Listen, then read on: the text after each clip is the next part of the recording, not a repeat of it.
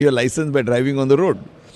So the same way, the IMO is promoting use of simulators, and the choke point which many countries believe for improvement of seafarer numbers is the training slots on board.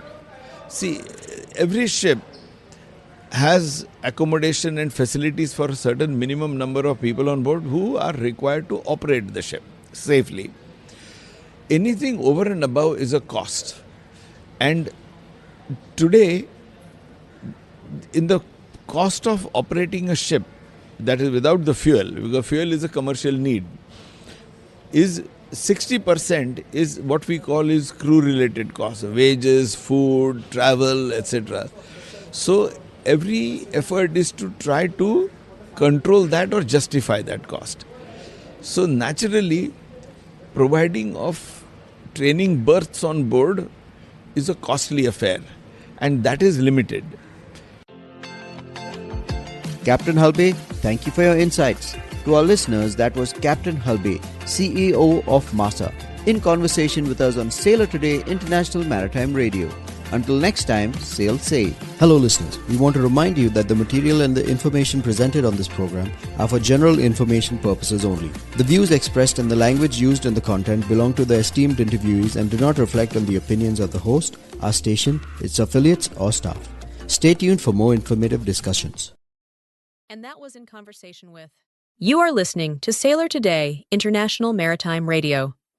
Coming up next, Soon May the Wellerman Come, contributed by Julius.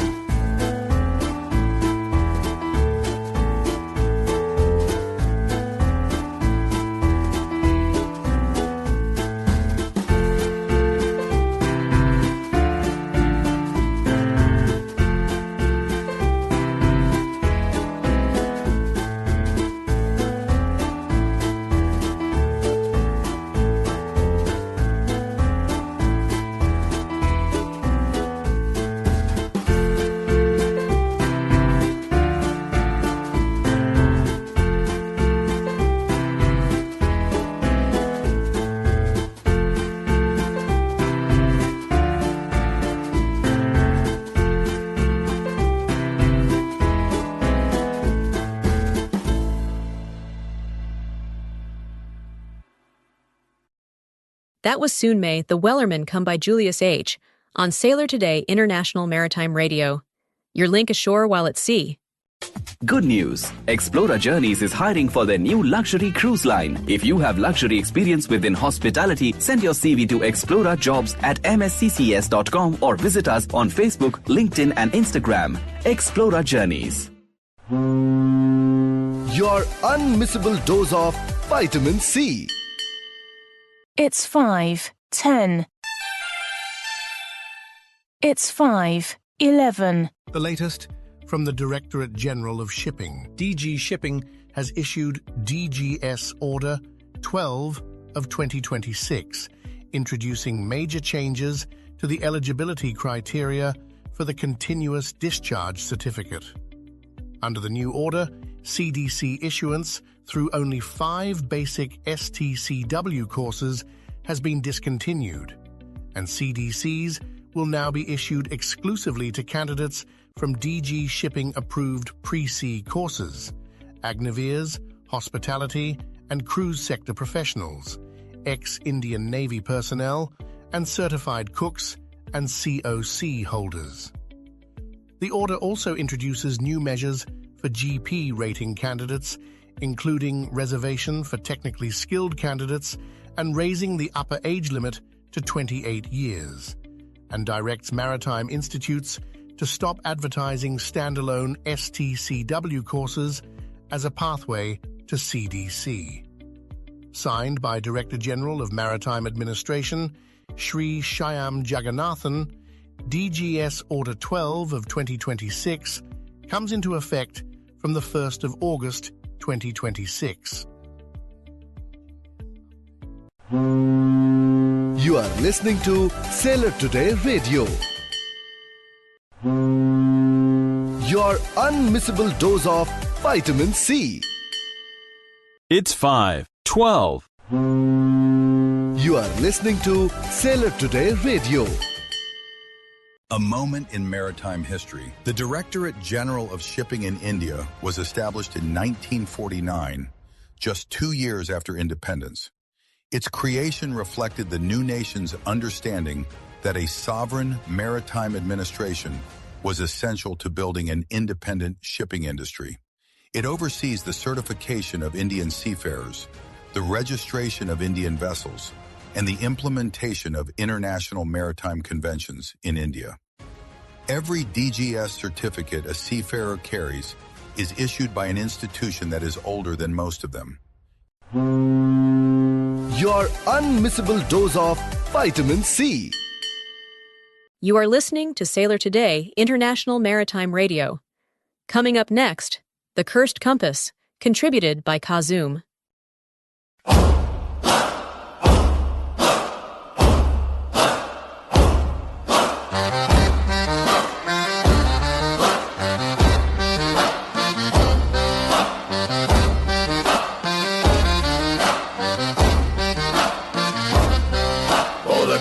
Spins with a will of its own. Aye, aye, to the deep we're thrown.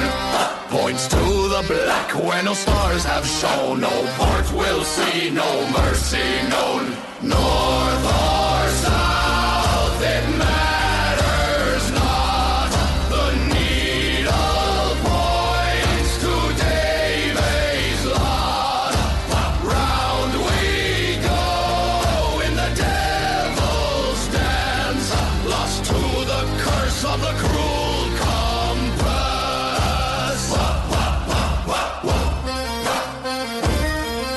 The captain laughed when first it turned. Aye, aye, the crew all burned. Now his bones in the bilge are churned. The ship sails on, no lesson learned. North or south, it matters not. The needle points to Davy's lot. Round we go in the devil's dance, lost to the curse of the cruel compass.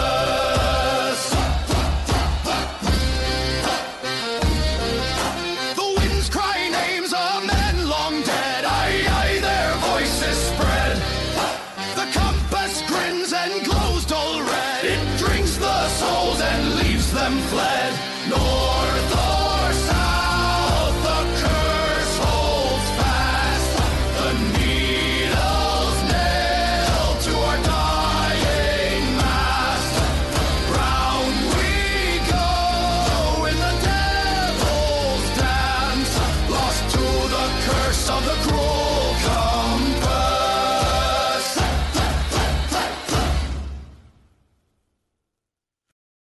That was The Cursed Compass by Kazum on Sailor Today International Maritime Radio. Your link ashore while at sea. Somewhere between port and starboard lies a fact worth knowing. Did you know that bunkering services ensure ships have the fuel and supplies they need? Whether it's fuel, lubricants, or other essentials, bunkering keeps vessels powered up and ready for their journey. And guess what? Managing bunkering operations ashore could be your shore job option when you're ready to come ashore. Did you know? Now you do. Sailor Today, since 1991. Distributed in India, USA, UK, Hong Kong, Singapore, Dubai, Bangladesh, Sri Lanka and Thailand. Today's quiz question. In anchoring, what is meant by the term scope? And why does it matter? Think about it. The answer is coming up later. The answer to today's quiz. Scope is the ratio of the length of anchor cable deployed to the depth of water at the anchoring position. A greater scope means the cable lies at a shallower angle, which increases the holding power of the anchor and reduces the risk of dragging. In general, a greater scope is required in poor holding ground, heavy weather, or strong tidal streams. Too little scope and the anchor drags. Too much and the vessel swings in a wide circle, potentially fouling other anchored vessels. Scope is a seamanship judgment. You are listening to Sailor Today Radio. Wednesday, May 27th. The North Atlantic hurricane season begins in just days. Mariners in those waters are already watching the forecasts. In the Pacific, the typhoon season is underway. The Indian Ocean monsoon is advancing. The sea demands respect at every latitude. You give it that every single day. Enjoy the quiet before the season builds. This is Sailor Today, your link ashore while at sea. A thought for the day. Dead weight and displacement. Every ship has a limit, a point beyond which loading more becomes dangerous. People have limits too. Knowing yours is not weakness. It is the same engineering principle applied to a human life. Load within safe limits. The voyage is long. Your unmissable dose of vitamin C. Sailor Today, since 1991. Distributed in India, USA, UK, Hong Kong, Singapore, Dubai, Bangladesh, Sri Lanka and Thailand. It's 5:19. Gratitude sounds like something from a self-help book, but the research behind it is genuine. People who regularly notice what is going well, even in difficult circumstances, report lower levels of anxiety and better sleep. You do not have to feel grateful. You just have to notice one thing that is working. The coffee was good. The sea is calm. The watch went smoothly. One thing. That is enough. The readjustment after a long voyage is real, for both sides. The seafarer re-entering home life, the partner readjusting to shared space and shared decisions. Be patient with each other in this period. The friction of readjustment is not a sign of a damaged relationship. It is a sign of two people who have been living differently and are finding each other again. Your unmissable dose of vitamin C.